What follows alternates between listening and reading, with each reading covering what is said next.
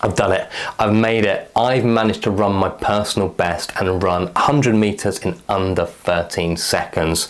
I've done it. I've made it. I've managed to sleep for 7 uninterrupted hours. They sound the same, right? And for one of these statements, celebrating is incredibly helpful. If you celebrate being able to run 100 meters under 13 seconds, you're reinforcing the effort that you've put in to get there.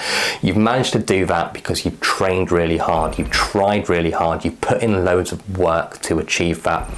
Sleep, on the other hand, simply doesn't work like that. The less you try and control sleep, the less effort you make, the less force you make, the better you will sleep. So when you celebrate your successes you've been having with your sleep like this, you're training and conditioning your brain that sleep is something that you can control, which, if you've been on my channel for a while, you will know that that is simply not true. The only thing that makes you sleep is something called your sleep drive. So when you start thinking like this, when you start thinking that sleep is something that you can achieve and you celebrate your successes with it, it leads you down the path of more effort, more nostril breathing, more relaxation techniques, more doing this sleep program absolutely perfectly, and it can just drive and feed your insomnia. Now have a listen to this statement.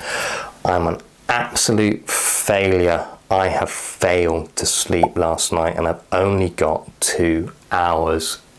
This is identical to the first one. You've just taught yourself that sleep is something that you can control, and if you can avoid doing the dreadful thing you did that night that made you have that poor night of sleep, then you can potentially prevent that from ever happening again.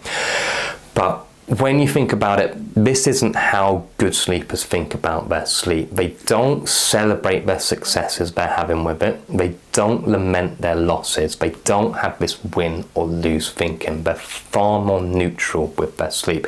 If they get a good night of sleep, that's just to be expected, because sleep is sleep. They know they can't control it. If they get a poor night of sleep, they don't attack themselves, they don't criticize themselves, they don't think they've done something wrong that made that happen.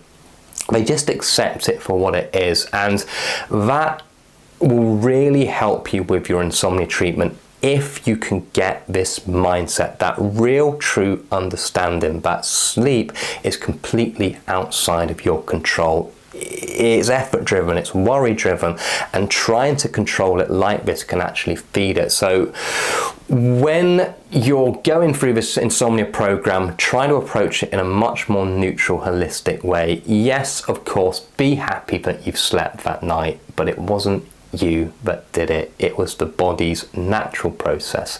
And when you've got that understanding that it's impossible to make yourself sleep, just like it's impossible to turn your hair blue, that's when the magic starts to happen. I really hope this video has helped you, and I'll see you on the next one.